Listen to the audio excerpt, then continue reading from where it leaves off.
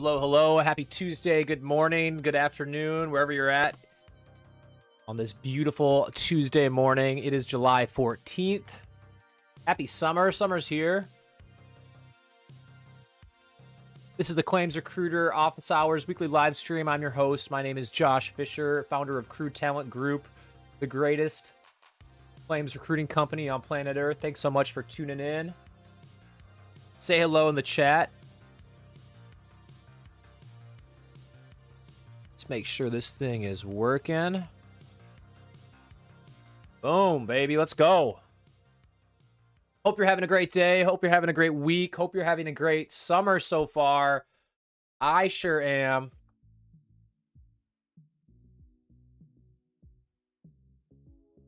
Beautiful day. It is 67 degrees currently here at 9:05 in Portland, Oregon.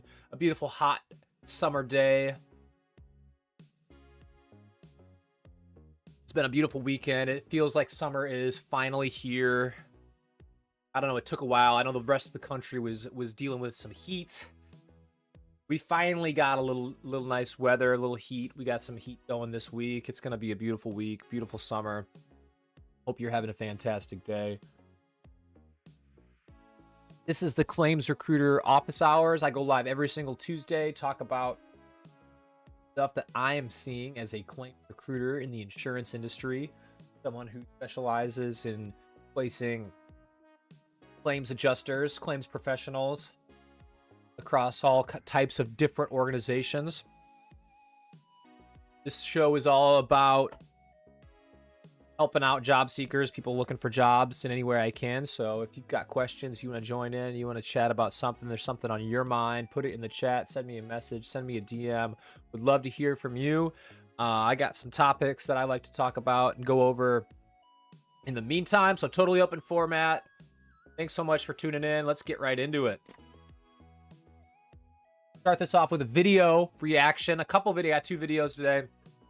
It's been kind of fun going on TikTok, finding some stuff of different content creators that I like, some that I maybe don't like, and just reacting and just seeing other people's opinions. So I'd love to hear your opinion on this if you're out there tuning in.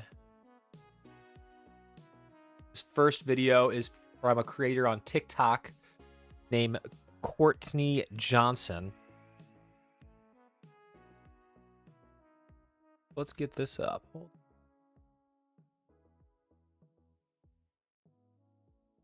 See if I can make this work. Okay, let's get this up.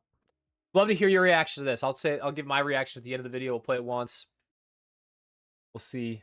So, this is TikTok creator Courtney Johnson.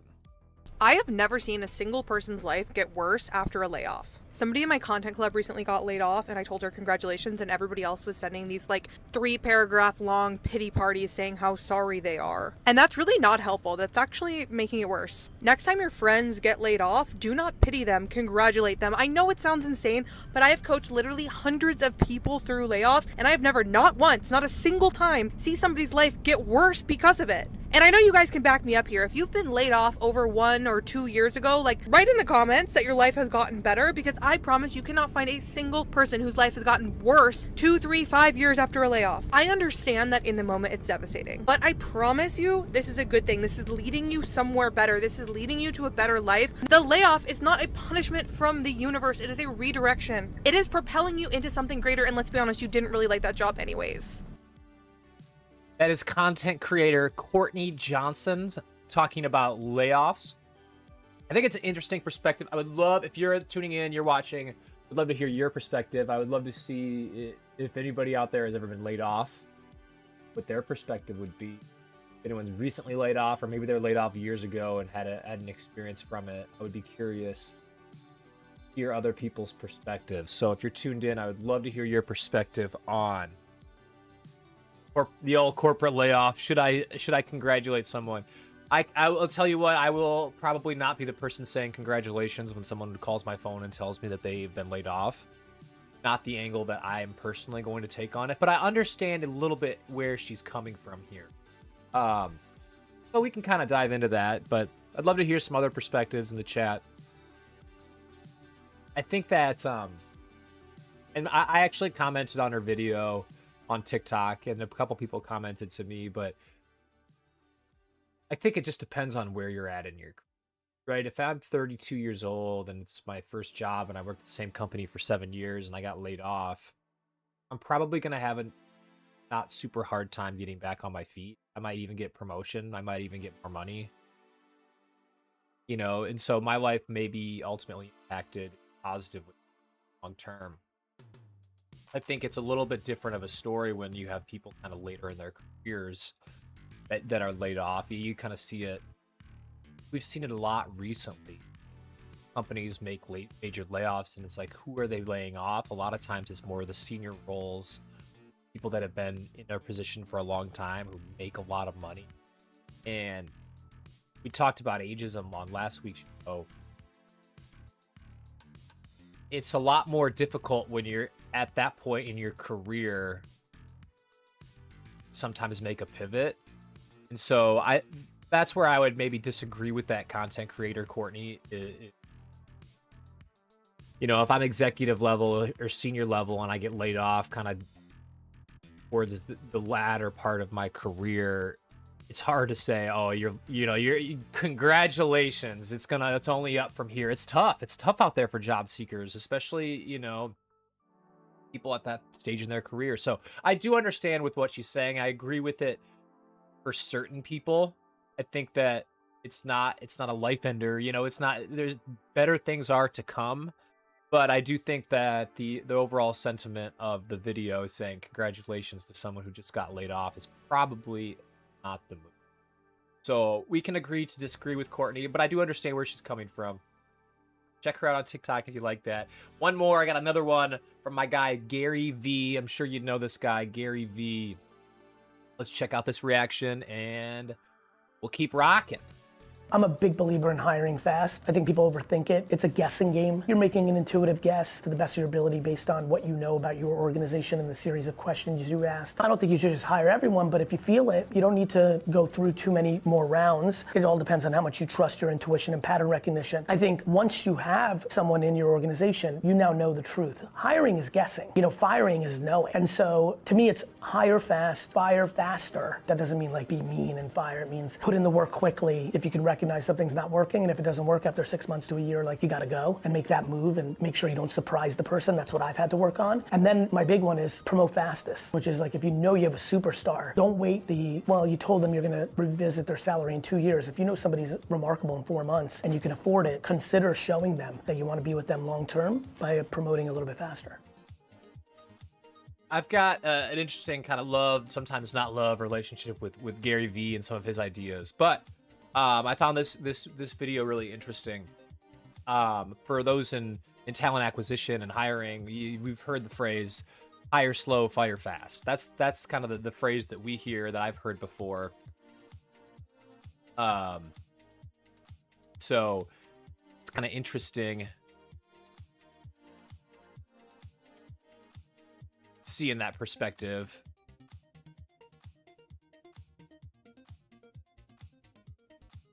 But yeah, I like this perspective. I think hire slow is still okay, but I like his idea, like fire fast. And that's not to be mean or like just not heart, but I think there's a lot of times when you do hire somebody or you bring someone onto your team and you know pretty quickly, like, hey, this isn't gonna work. And it's not like a failure by any means. It's sometimes like, it's just how things go. Like there's a book that I read recently. It's called The Best Team Wins. It's one of my favorite books on hiring, team building, all that stuff. And one of the things they talk about in this book is that at the end of the day, hiring is a coin flip. And it's our job as talent acquisition, our job as recruiters, our job as hiring managers to make it so it's not 50-50. It's not like a 50% chance, oh, this is going to work. We want to stack it as much in our favor as we possibly can. And that's why we have a good talent acquisition process, a good onboarding process, a good interview process, a good reference, all the things that build a talent acquisition process. You want to stack it so it's not just 50-50, you're not just guessing. But at the end of the day, you really never know how someone's going to perform in a job until they're actually. And sometimes someone shows up and not it. And so that's kind of where that mentality of like hire slow, fire fast comes into play, where pretty quickly it's not going to work. I believe in giving everyone a chance, giving everyone the benefit of the doubt, really giving it your all. But if it's not going to work, it's not going to work. They don't have the skills to do the job. They don't have the skills to do the job. I also believe that when you fire someone, it should never be a surprise. Like, you should have all the conversation leading up to it. It shouldn't be one day all of a sudden this big surprise to anyone. Everyone should know that they're getting fired long before. And I think most of the time, obviously, that there's situations where that can happen, right? If something egregious happens, something like some sort of harassment. But I like the sentiment from Gary Vee. And then I love the little thing on the end where he's like, promote faster. If you know you got a rock star, if you know you got a superstar, hold them tight. Grab them in and don't let them go. I love it. I love it. I think it's a great message. I like companies that have fast hiring processes, that know what they want, that pick it fast. So like that's fantastic too. So overall, 10 out of 10 from my guy Gary Vee this morning on a beautiful Tuesday morning here in Portland, Oregon. Well, it's a slow morning here in the chat, so if you're out there, please say what's up. I'm gonna just chug this coffee as fast as I can today. It's been a crazy week, been a crazy morning, been a crazy month. It's been a crazy summer. It's been a crazy year. It's been a crazy life, honestly. But it's been a pretty wild week for me personally.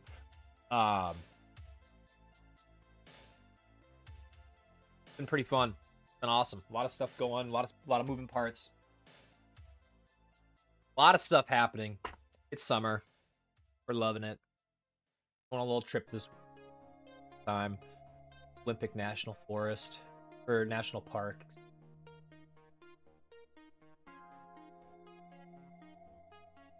Hear you winning. We'd love to hear from you if you are crushing it in the world. The whole idea, the whole start of this podcast was, or this live stream podcast, whatever you want to call it, was my goal starting in January of this year to try and help 100 people get jobs in the industry. So I'd like to update you and also just invite you, if you're a listener of the show or someone that's consumed my content, if I've helped you in any way land your next job in insurance, I'd love for you to reach out and let me know. This week, we've got one new addition to the Road to 100. Get my little... Oh, there we go. We got the buzzer, the trap horn. Adam... We hooked Adam up this week, so shout out Adam. I don't even think Adam listens to the show. I don't know if Adam even knows that I helped him get a job this week. But through some connections of mine, independent adjuster, knew some people that needed some help in a specific area of the country through the Adjuster Insights. And so a couple folks in the Adjuster Insights group are looking for adjusters. I happened to pop in there and know somebody in my network that needed a phone call, and so we were in sent his information over to claims manager. They reached out to him directly, sent him that claim, baby. So let's go. We're counting it. He doesn't even know. I don't even care. I just like connecting people. We'll make it count, right? So I don't make $1 for that. I do it because I love it, and this is what I do, and that's the whole idea of kind of all this. So keep the momentum going. We're counting it. Number 26. Shout out Adam if you're listening. He has tuned into the show before. I'm not even sure, but we hooked him up. You're welcome. So hopefully more work comes out of that. Independent adjusting is not dead. Different than it used to be. There's been some more storms now, so all our independent adjuster friends out there, hopefully you're getting some deployments. You're going up to the Midwest. You're seeing some of these hail assignments. Jeez, these fires have been crazy. I mean, I don't want to derail this whole show and talk about fires, but holy smokes. Oh my goodness. 2 wildfires. This is what's freaking me out right now. This is what keeps me up at night. This is terrifying. Oh. See this and it just kills me. I mean I've been following the weather. If you follow this podcast, I love snow. I love winter. We followed the wind. We know this was a terrible, terrible winter. There was no snow. There was no snow. It was awful. What that freaked me out was like, okay, if it's dry in the winter, that means it's going to be extra dry in the summer. And we have seen this already. There's been fires in Oregon. There's been fires in Colorado. There's been fires in Utah. This freaks me out. Steamboat Springs Resort activates snowmaking guns as the Fishhooks Resort starts to wet the areas around Tomahawk and the Spike Trails. The fire was about 3 miles, I believe. Rabbit Ears Path, south of Steamboat Resort on Sunday, about 3 miles from Steamboat. I don't know where it's at anymore, but I saw this. Freaks me out. I don't love to see it. I don't like the fire stuff. I know we follow this because we're in the industry and that's what we have to do. Our job is to help respond to some of these catastrophic weather events. Fire, kind of all the things. So, we follow it pretty close here on the Claims Recruiter Office Hours weekly live stream. Unfortunate. Watching the hurricanes, kind of seeing how that's going. Been a slow hurricane season so far. I can turn around in an instant. So we'll see. Continue to monitor that. But again, IA work's not dead. There's work out there. You got to find it. It's a little bit different. The industry's changing. Shout out Adam. And if you're out there tuning in, listening to the show, and we've been able to help you out in any way, shape, or form, I'd love to hear from you as well. On this quiet Tuesday. Go on rocking through. If you're out there tuning in, say hello. Would love to hear what I want to talk about. This is the Claims Recruiter Office Hours weekly live stream. I do this every single Tuesday. Basically, the concept is I open up my office and we hang out, talk about whatever you want. If you want me to go over your resume, if you want to talk about interview process, or you need help in certain aspects of just trying to get a job, what I'm here for. Totally open format. I've got I've got a bunch of topics that I go through, but if you've got something that on your mind or that you want to talk about, that's what we're here for. If nothing else in the chat, we'll keep moving along.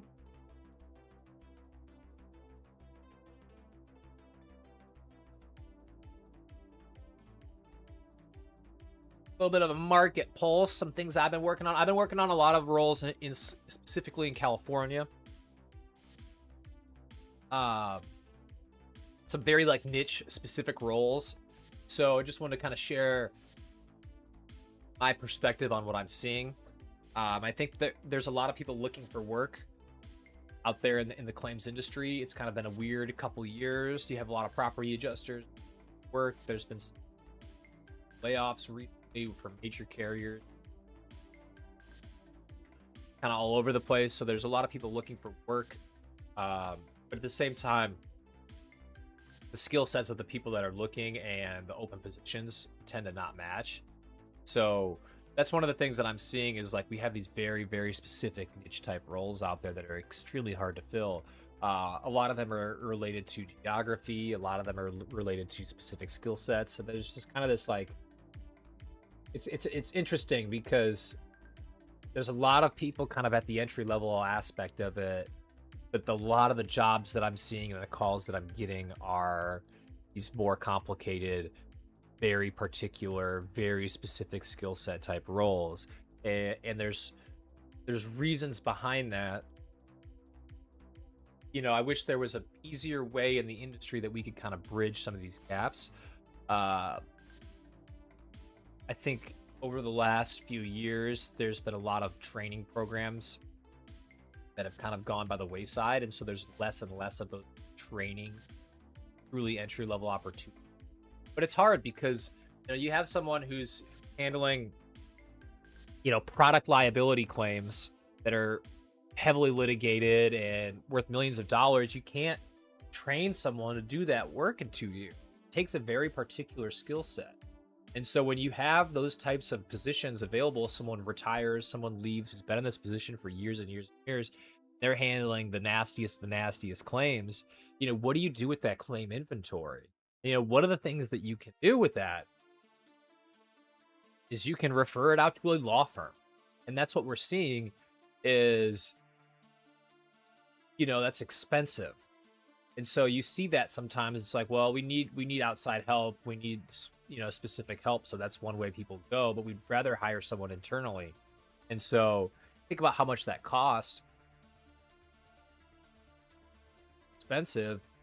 Even if you got to hire someone a little bit outside of market value or what you think is market value, you still might be saving money in the long term because maybe do it, without that person in that seat. So what we're seeing, what I have seen recently, a lot of these positions where it's like we need someone to handle some high exposure construction defect claims, or we're seeing people that we need someone to handle these high exposure product liability claims, is these people get to pick and choose what jobs they want to. And so it's kind of a battle kind of at the top where people get a pick. It's really difficult to kind of pry these people. So you have to be able to have a value proposition if you're a company out there where it's like, why would you come work for us as opposed to the 10 other companies that are calling you? So that's something that I'm seeing. And it's fun as a recruiter to kind of talk to these people and have these conversations, because I love seeing, candidates be able to negotiate these things and have a little bit to say. But it's difficult for companies out there, and I've been talking to hiring managers specifically, and I hear the same thing. Oh, we've had this job open for 6 months. We got 2 qualified resumes. Are you seeing more people move into insurance? I've talked to multiple people in the last week who are considering moving into the industry from something totally different. Shout out James. Thanks for tuning in. I think I love seeing people move into insurance. I think if you're new to insurance, like really considering, coming into insurance, Rise Professionals is a really great place to be. It's an organization that's really meant for kind of emerging professionals within the insurance field. I think there's a misconception that there's all these jobs that are just sitting out and available, and then if you want to come work in insurance, you can get jobs. I think 4 or 5 years ago, there was a big influx of claims adjusters because we really needed them. 4 or 5 years ago, it was just crazy. It's not. I think the market's kind of turned a little bit now, so it's a lot harder to get in. You see a lot of people with like entry-level skills that want to come into insurance, and they're going up against people who have licenses, who have certifications, who have college degrees in insurance. And so who's going to get the job is like the people that have put more into it. So I think the entry point, the barrier to entry is a little bit tougher than it was maybe 4 or 5 years ago. However, it's still a really great place to work. It's still a really great place to come. Insurance is a really awesome career to be a part of, but you're going to have to do some things to make yourself stand out in the crowd. And one of the things that I see over and over is people will message me and they say like, hey, I'm new to insurance. I want to come work here. Do you have any remote jobs available for me? And first off, that's not the right message. But secondly, you're probably going to have to start your career going into it. So I think, again, another misconception that we see about the insurance industry is there's all these like remote jobs available. I think one of the things that there used to be a lot more like call center jobs, and I think we're seeing AI call agents take over some of those jobs. There's not as much of those like customer service type entry level. First notice of loss used to be a really great entry point. First notice of loss or FNOL. I used to staff call centers in Texas for literally entire call centers, like $20 an hour, and all you do is FNOL, big red carrier. But those jobs, we're not seeing as many of those anymore. But yeah, what first notice of loss is when someone experiences a loss, their car gets in an accident, they have a hurricane and the roof gets damaged, there's a hailstorm, the roof gets damaged, whatever it might be. they call into their insurance carrier and say, hey, I got this loss. And then at that point, they go through kind of like an intake form. You can do it online now. You can do it with the chat bot. You can AI voice agent. You can still probably call someone, but you got all these other options of how you can do it. Personally, if it's me, I'm probably going online and filling out a form. But it used to be you call the call center and you sit there and on hold until someone picks up your call, and they might be a temporary employee working in an office somewhere, staffed by yours truly. But yeah, we're not seeing as many of those types of jobs, and unfortunately, those were really good entry points. Adjusters, like you'd go work as an FNOL, call center customer service rep for 6 months, and then they like you and see you're a killer on the phones and you got really good call numbers. Let's put you into an auto trainee role, supporting an auto team, and you crush it there, and then all of a sudden you're licensed, you're a claims adjuster, and you crush it there, and maybe you move to bodily injury. So you saw these kind of natural pathways where it's tougher to see those pathways nowadays. There are companies that have training opportunities that have these kind of trainee level positions that build into other things. Rise is a really great place that you can see those. But we're seeing less and less of those, unfortunately. So then I think the other part of it is, what industry are you coming from? And how do your skills particularly relate to whatever position that you...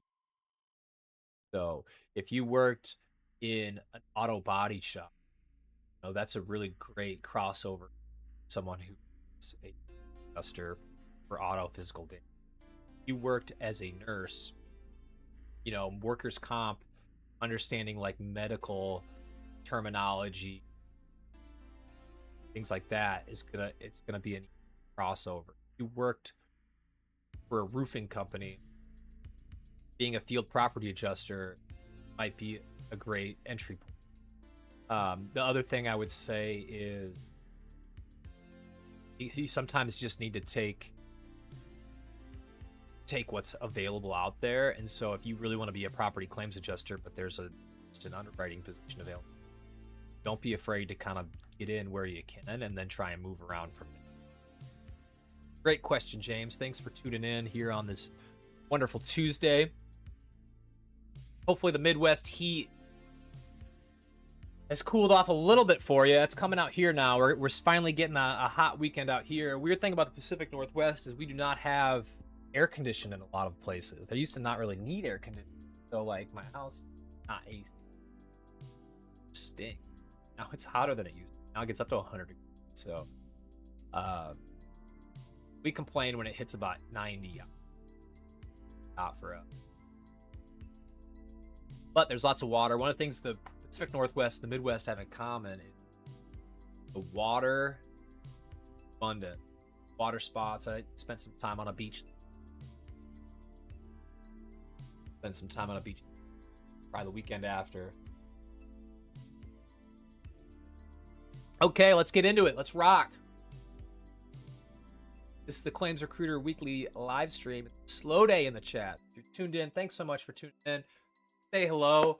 We're going to go through some questions, just things that people ask me throughout the week, things that I've prepared. If you've got questions, if you've got things on your mind, if you want me to go through your resume or you want to talk through a specific situation or scenario, this is what we're here for. Totally open format. I'm your host. My name is Josh. I am a recruiter in the claims industry with my company, Talent Group. Focus on placing claim adjusters companies. How do recruiters get paid? I had someone ask me this on a call yesterday. It's like, they actually asked me if they needed to pay me. I said, no, you don't need to pay me. So how do recruiters get paid? I'd love to kind of talk about this. It's something I haven't really talked about a lot. How the industry works, how the active recruiting function of it works, why I decided to do this, why I started my own company, all that stuff. I'm a totally open book. But basically, the way that recruiters work, and I just made a video today, or I posted a video where I talked about this even. But recruiters, specifically agency recruiters, really any recruiter out there, we get paid by companies. The companies hire us either to work for them like directly. I'm a recruiter for State Farm or whatever company. I don't work for them. But, if you work for a company directly, or if you're an agency recruiter like me, you might work for an agency, or you might be self-employed for your own agency, whatever that might look like. We are contracted by companies to help them find people. So we get paid when we hire people. So in the world of agency recruiting, there's a number of ways that can look like. I'd say the most popular ways that recruiters get paid are, one is what's called contingent recruiting, which is a lot of what I do, where a company hires me, contracts with me, and says, hey, I have this role out there I'm having a really hard time filling, or I need some help. We've been working on this job for 3 months and we've got no application. They contract me, and then basically I go out and find them somebody, but I only get paid when they hire somebody. So it doesn't cost them a thing. A lot of risk on my end because I spend all this time this month. And I typically be a little cheaper, where if I talk to a company and I don't think I can do it, I'm not going to take that job. But I only get paid if they hire somebody. And a lot of times we also have like guarantee clauses where time we might not get. So that's how it works. We work with multiple companies at the same time. But one of the questions I get a lot of times from people is like, hey, can you help me get a job? Or like, you're going to take my resume and you're going to go call all your hiring managers. And it's not necessarily the case. There's certain situations where it's like, if I talk to you, or if you call me up and we schedule a call and you have a skill set that I know is needed or companies are looking for, I might make some calls and say, hey, even though you don't necessarily have this position open, I know you were talking about how you really needed this thing. Would you be interested in talking to this person? But I can't do that with every single person that calls me or every person that gets a resume. And as much as I'd love to, it's just not the way it works. And so that's part of the reason I started this live stream, really just to kind of help people kind of share some of the things that I hear when I talk to hiring managers or talk to other. That's how recruiters make money. That's how we get paid. We go out and find people. We go out and find people for companies specific for. So for me, it's like important because I'm in this specific niche. I love chatting with claims adjusters or people who are in the claims industry because I want to build relationships with people. Maybe I can't help you find a job right now. Maybe 6 months down the line. Maybe 2 days. Maybe I reached out to you because I am looking for somebody. But that's typically how it goes. I get a job where it's like a job I recently filled was an in-office job in Orange County, and I might talk to 100 different people through in a month, but how many of those people are geographically can even qualify to work this job because of where it's at? And so, as much as I'd love to, you to call me and everything to work out and it'd be perfect, just typically not how it works out. One of the things that when I started this business, before I started this business, I reached out to I reached out to like probably 30, 40 recruiters online. I met with probably 30 or 40 before doing this, and I just picked their brains. A lot of them were in the insurance industry. A lot of them worked. Talk to people staffing in construction. And one of the things that I heard over and over and over: don't spend your time talking to candidates. It's a waste of time. You should spend all your time on talking to companies. I've kind of taken that I'm not gonna say the opposite approach, but I don't believe in that. And from like a strictly like, I need to go make the most amount of money that I possibly can, that's probably right. And so I don't even fault them for saying that, because the truth is that like having a conversation with a candidate on a Tuesday during this live stream, it's not a revenue producing thing for me, but I think it's a core part of my business, because my business is more about than just like making the most amount of money that I possibly can. I want to build a community. I want to build something bigger than just Josh making money, and that's been a core part of it. So I try and take every call that I possibly can with candidates. I try and help people out where I can. I do this live stream every single week, try and help people out. And yeah, it's been great. It's been awesome. But that's the truth of it. And so I get that question a lot. It's like, are you going to call a bunch of people and try and get me hired? I would love to do it, but that's just That's not how it is. I gotta find companies. The way that I make money is I find companies that need to hire, and then, you know, want to use someone, you know, contract a recruiter to do. So the value that I provide as a recruiter, why a company might hire me, as opposed to doing it themselves or hiring someone else, is that I do these things, right? I sit and take all the calls from, know all the network. I have a database of people that I talk to that I've met through this live stream, other channels, content that I create online, that I got my finger on the pulse of what's really going on in the claim industry. I understand what all the competitors, I understand the pay bands, I understand all these things, and so I can provide value for that because of all these conversations that I have. And also just knowing the difference between these different types of adjusters. If you call me and say you need a cyber adjuster, I understand the difference. A cyber GL adjuster and an auto GL adjuster. Or I understand the difference between a habitability claim and a med mal claim. So there's a lot of nuance into what we do. And so the educational aspect for me is really important. Talking to people, learning about what they do, learning about trends, learning about pay bands.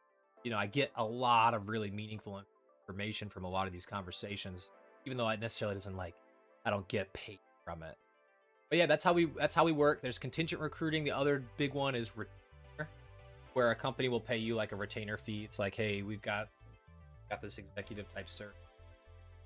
They pay you a retainer fee, and then typically there's like a fee on like hire something. That's how it works.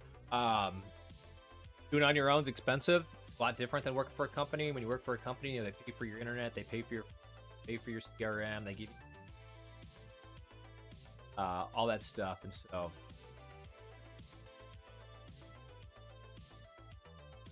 comment, I can't quite read the username. I just, hey Josh, wanted to say love what you do and how you're doing it. Your method matches more closely to this industry, how people, I can't read it. I'm sorry.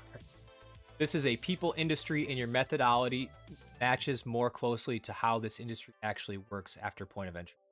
Thanks, you. I appreciate that. Really do. Yeah, it's been a lot of fun. It's been a learning experience for me, growing my own business, doing this on my own. Before this, I never worked as an agency recruiter. I did a little staffing model when I worked at Eberl. And so I'm familiar with the staffing model of, you know, the independent adjusting and also like the TPA world, where you're staffing for a bunch of different companies, and understanding that State Farm adjuster is different than a mutual company adjuster, different than this type of adjuster, different than that. And so that's where I really got that exposure. But I kind of jumped in with 2 feet and went for it on my own. Never have recruited for profit. You know, the smart thing for me to do would have probably been go work for an agency for a couple years to learn kind of the agency, bunch of really big, great, fantastic. I didn't want to do that. Said, screw it, let's try it, let's do this thing on our own. Been almost a year. In 2 weeks it'll be a year. So that's pretty cool. So yeah, trying it out, doing the old start your own business thing. I love it. Being a business owner, it's a lot of fun. I can take Friday off and no one cares, as long as I, you know, get my stuff done. A lot of stress, a lot of headaches, expensive. I don't know where my next paycheck's coming from, so that's freaky. But you just work hard, keep your head down every day, and hopefully good things happen. Business ownership, not for everyone. It's been a lot of fun. Highly recommend it if you like learning new things, like challenging yourself, and like being rejected over and over. Just keep going, then this is for you. Rejection is the hardest part. But yeah, that's how we make our money. So we want the job market to be good. We want people hiring. We want people to get jobs, because when companies need people, when companies are hiring, it's good for candidates, and it's good for your small business owner recruiter too. So okay, moving on. Again, this is the Claims Recruiter Office Hours. We got about 15 minutes left. going through just some things that I hear, questions I get from people in my life. If you've got questions, if you got situations, different things you want to walk through, this totally open format, so we can pause this and talk about whatever you want to talk about, whether that be getting jobs, resume help, whatever it might be. What is a mutual insurance company? Kind of an interesting concept, and I think if you're new to insurance, it's a little bit different, and just kind of the different types of companies that are out there that exist. And so I want to just briefly kind of talk about mutual companies and how mutual companies work, how they're different than your traditional insurance companies. I think one of the things that we get in insurance is like this idea that insurance is just these big bad profit seeking people that totally stink and they're just trying to suck you dry and not pay your bills. And I think that first off couldn't be further from the truth, but I think a mutual company is a really good representation of that. And I think it's also a thing that people don't understand that they exist, and that if you don't want to go, get a policy written from one of these big bad corporate giants, you have the opportunity to go shop at mutual companies. I think one of the reasons that people think insurance is this big bad thing is because it's required, right? If you own a house, a lot of times your bank is requiring you to have insurance. Same with a car, you have to get car insurance. They feel like their hand is forced. Yeah, these companies that, there's never a news article that says like, oh, Sally had a claim and her claim got paid promptly and everything was great, though, because that doesn't make good news. Even though that happens every single day over and over and over again, it doesn't make good news. It's way cooler to say, oh, so-and-so is 90 years old and didn't get paid. But anyways, back to the point. Mutual company. Make sure I got my notes here. I get this all right. But mutual companies are companies that are actually owned by the policyholders. So a mutual company does not have stockholders on top that are taking a cut of the profits. So if you buy a policy from a mutual company, you are part owner of that mutual company. And so, again, like this big thing. What's up, Weston? Happy Tuesday. Hope you're having a great day. Thanks for tuning in. We're talking about mutual companies right now, but feel free to chat about whatever you want to talk about too. Appreciate you popping in. But yeah, no, like mutual companies don't have that shareholder side of it where they're trying to make profit like some of the more traditional companies that we see. Ironically,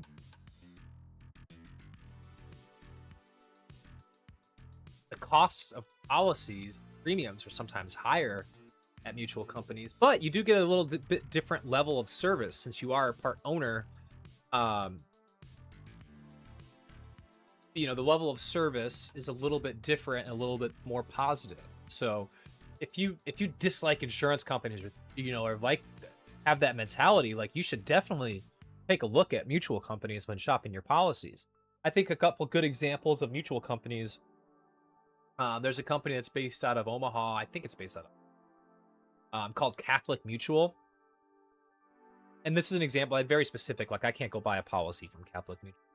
But what they do is it's a mutual company for Catholic churches, and they insure, right, policies on Catholic churches, buildings that they own, different types of policies. And it's a really interesting, I think, case study of like, it's a group, and this is at the end of the day what insurance is. It's a group of people that all have kind of similar interests in mind, pool their money together, say, hey, let's build this pool so if this church over here gets smoked by hail, they've got enough. And that at the end of the day, that's like the whole idea of insurance. But I think a mutual company is a really great representation of that because there's not like a profit angle. And the difference there is when an adjuster goes out or you're handling that claim, it's that person is an owner of the company. And so you're treating them. It's not just a turn and burn, get this done as fast as we can, get it out of here, get it out of the queue. It's like that's the owner of the company.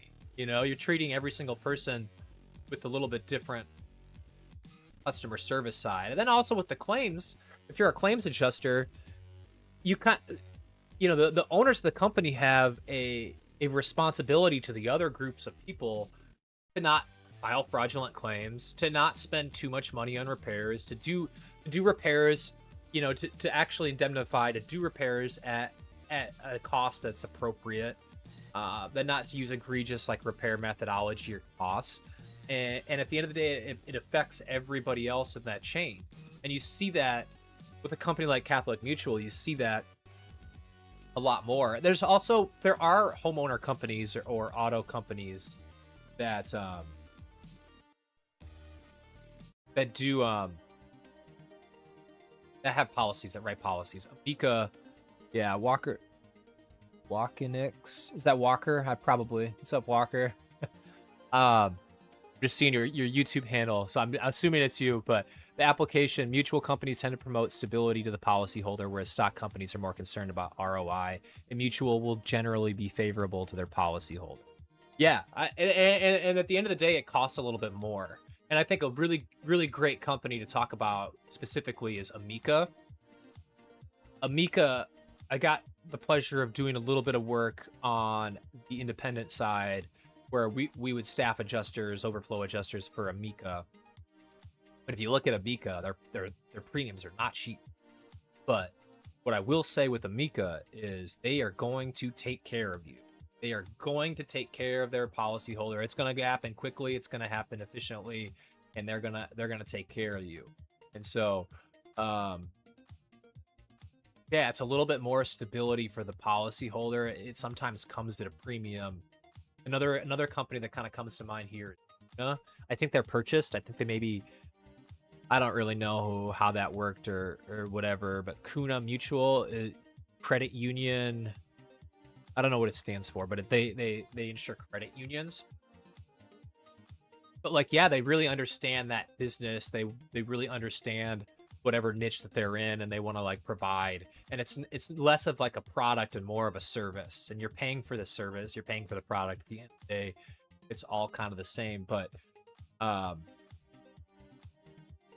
it's a really interesting concept and take on it. And yeah, if you're a person that distrusts kind of the big insurance mechanism, then mutual companies is certainly a place that you can look, shopping your policy. And then for kind of the other side of it is people who go and work for. Love to hear from people who have worked at mutual companies, what their thoughts are. You know, just kind of reading and my own experience, I think some of the pros are stability in the workforce. You don't see big swings and big layoffs with mutual companies like you sometimes do at maybe a TPA or a carrier. A little bit more stability. I would say probably on average you're going to have a little bit less crazy KPI metric type things. You're going to have smaller claim loads. It's going to be more customer service focused. It's going to be more specialty focused, as opposed to like turn and burn, turn in 3 a day, get them in, get them out type thing, which you sometimes see at some of the major carriers. The flip side is you're probably going to be lower on the pay scale. Again, stability is a thing, and job satisfaction's a thing, and having a life outside of claims is a thing. But it comes at the cost with some of these like employee benefit plans, some of the pension plans you see at the bigger carriers, some of the compensation details. I'd say you're probably going to see a little bit less at mutual companies, but they can still are great places to work. I've talked to a lot of people that work at some of these different mutual companies, and it's a great work-life balance. They have great customers. They really get to know some of their people, because sometimes you're working kind of with more local type folks, and so they're really great places to work. If you're trying to make the most amount of money that you could ever make, it might not be for you. But yeah, I think they're great careers. And then like the specialty angle of it too, like talking about Kuna or talking about Catholic Mutual,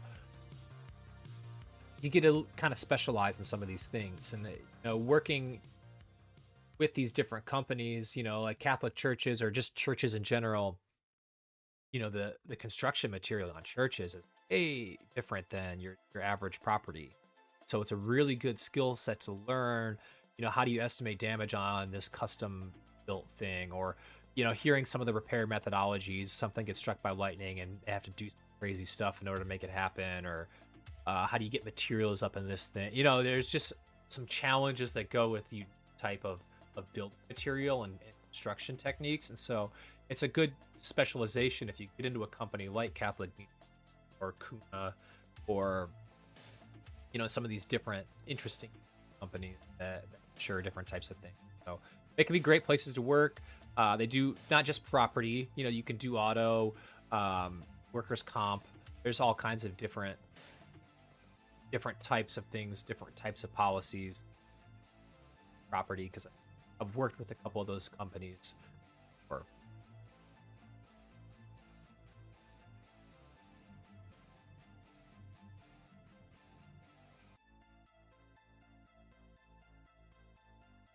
Rock, and what else we got? Oh, I put this on TikTok. Curious about this one. Maybe I'll put it on LinkedIn this week. What was the one sentence that made you start job hunting? What's the one sentence that made you start job hunting? I don't know if you can ever relate to this or have like a moment where the light bulb turned on or the switch flipped. But it's a sentiment that I get sometimes. It's like when people are looking for jobs, they're like, this person said this and I knew, or this happened and I knew at that point it was time. I have two moments of this in my life. One of them I probably can't say on this live stream without getting booted, getting some strike against. Working for a really small company a really long time ago. The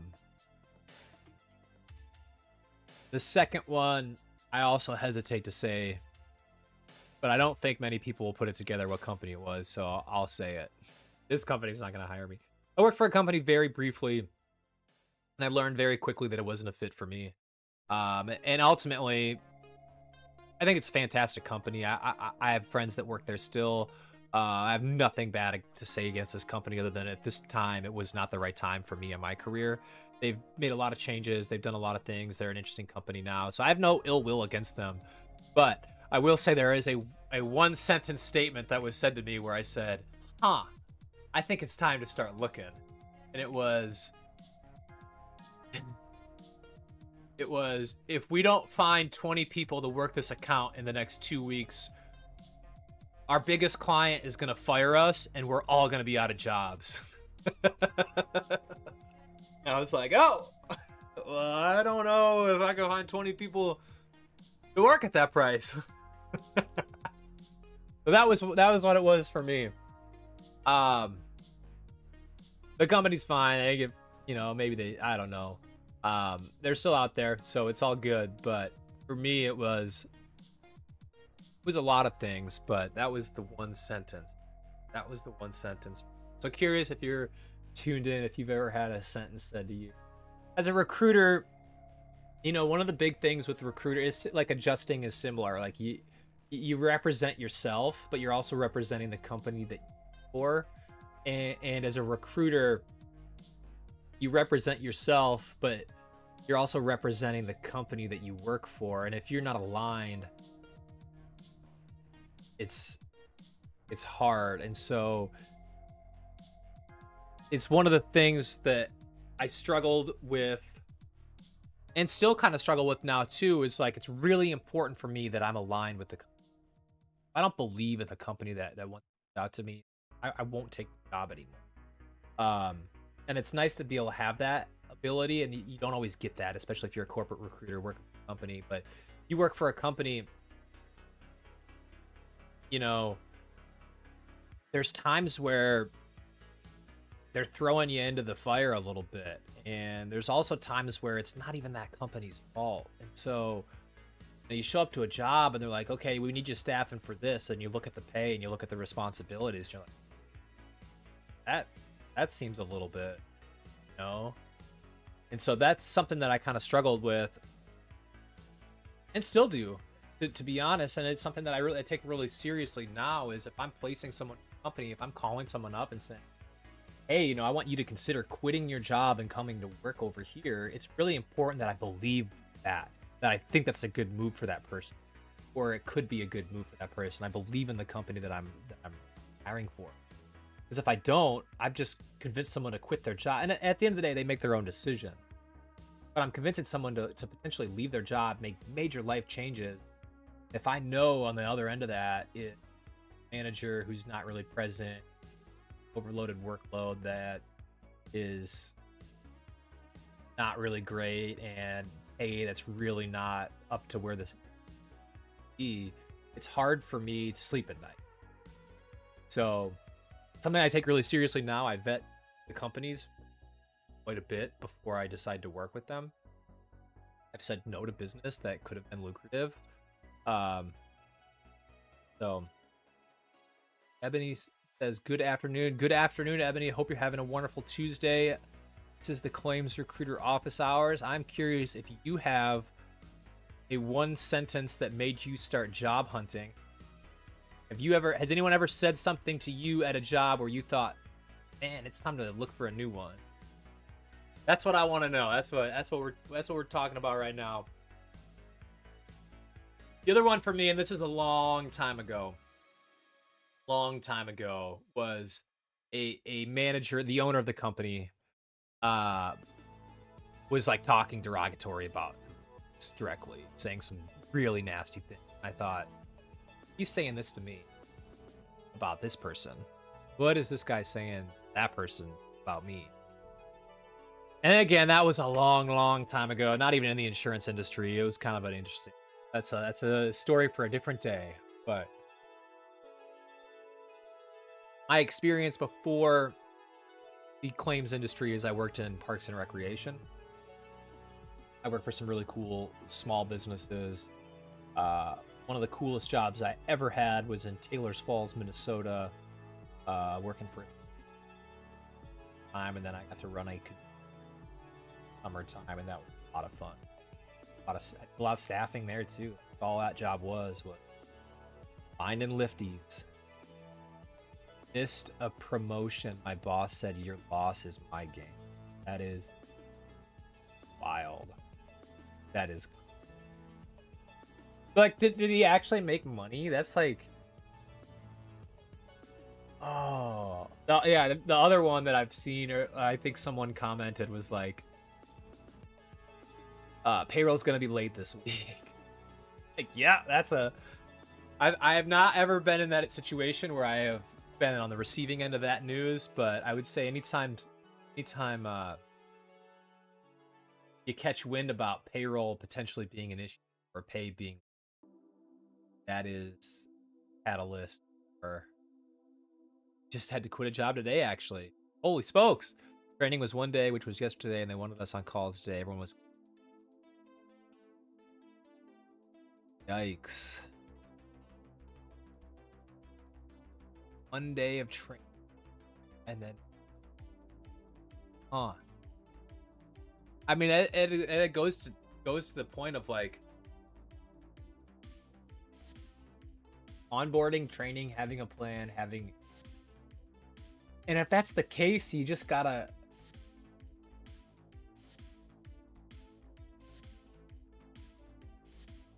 $15 an hour temp job. Yeah, well, I mean, good for you for being able to make that call, having the peace of mind to walk away. That stinks. I would imagine that company's gonna have a tough time. Yeah, the temp industry's back. It's never know, but holy smokes. Today was, I suppose it's Tuesday, you started yesterday, got your training, come on. You should be able to handle a full desk, right? You should be up to speed. Come on. Yeah, I mean, it goes to say about the importance of having a good onboarding process, having that, and this is what happens if you don't. And it's crazy to me because I'm going to go ahead and make the assumption that you probably weren't the only person that walked away, and that's like how much, you know what I mean? Like, if you just train people for 2 days instead of one, okay, so you have, let's say you bring in 10 people, you train them for 1 day, and half of them quit. Like, in the long term, it probably would have just been better to have 2-3 days of training, because you're going to go through that multiple times. Being on calls is tough. I mean, one of the things as a recruiter that I found is it's very difficult. Call center jobs are difficult to staff, and especially kind of the younger generation now doesn't like being on phones. I've worked call center jobs, and that's what my first job in insurance petrol, and that's really what it was. Kind of sat down at a desk, and they gave me a call bucket. Oh, and it's a grind. It's a mental grind, and I only think people that have done it understand what it's like to make 120 calls in an afternoon.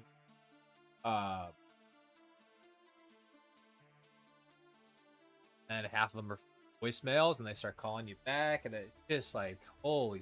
And then it's just the most repetitive thing, and so it's really hard to find people to do that type of work. And God bless the people that can do it. I don't think I could go back to. I mean, I make a lot of phone calls. I do a lot of more cold calling than I'd like to do. I don't really enjoy it, but part of the job.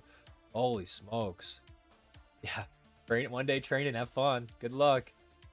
Customer service. That's the name of the game sometimes. But good luck with your searching here, Ebony. Sorry that you had to have that experience. I'm glad that you were able to find out quickly, and hopefully you get paid for your day of training. But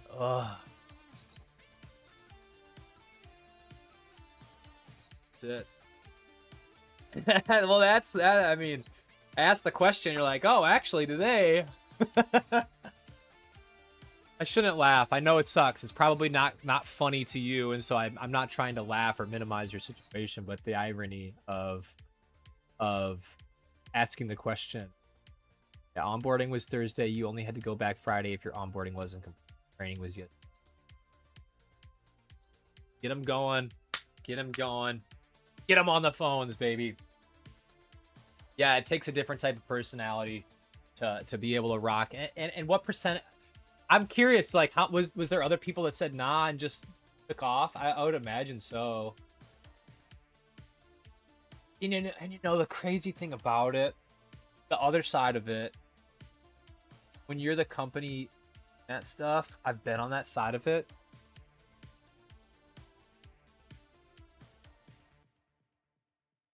It's like they hired 10 knowing that they only need 5. They know 5 people. That's a crappy thing to say out loud, but they hire 5 because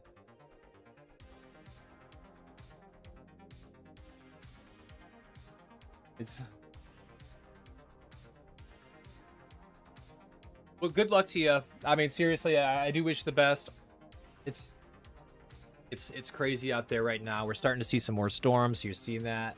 I kind of talk about it here, but the auto market is kind of where the jobs are at right now. Auto liability, auto physical damage, transportation, commercial. Check out some TPAs. That's where I would start hunting. If you need a resume, if you don't already have my resume, hit me up. I'll send you a resume template.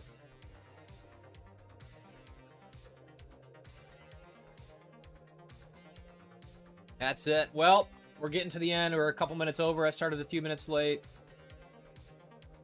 Yep, I'll be sending their equipment back. And you just think about, I know I just keep thinking about this. The cost of this. And then the cost of like that toll on the people. You know, the people that are training you and trying to get you to do this and getting, they don't want to be, they know it's not working too. Not everybody knows it sucks. We would do this when I worked for a company. We would hire, when the hurricanes would happen, we would, instead of hiring through the phones, like I was just saying, the dispatch, we would hire temps. We would hire 3 that we would make. I would train temps. Exhausting. Because you spend a week trying to sit down with someone, hurricane doesn't happen like off, and it's everybody involved in that process. Besides, you know, the CFO at the top who's making that decision calculator, and you understand, like I understood why the decision was made, right? We didn't another full-time employee. We need someone to get a hurricane, hailstorm, help out. So that's we would bring on temps, help us out with some. the phones, the emails, or but it was just. And I started as a temp. To be totally honest, that's how I got my job there. I started working an hour, hired me on staff. I ended up working 5 years. Got time, so it's a good entry. It's a grind. So send the equipment back. Wish them farewell. Good luck on your job search. It's gonna happen for you soon. And keep tuning in. We talk about all this stuff every week here. Flames Recruiter Office Hours. But yeah, if you made it for the full hour, about hour and 10 minutes, really appreciate you joining us here today on July 14th. This beautiful Tuesday out here in Portland, Oregon. This is the road to 100. We do this every single Tuesday. Our goal is to try and help 100 people get jobs in the industry. Up to 26 this week. Thanks so much for tuning in. Hope you have a fantastic week.